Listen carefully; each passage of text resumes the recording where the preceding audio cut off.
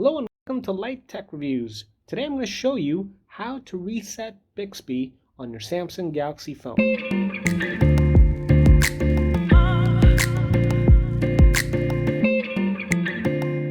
Now to reset Bixby, we need to go to the Settings app on your phone. So you can do that by finding the Settings app from your app drawer, or you can swipe down from the top of the screen and click on the gear icon on the top right.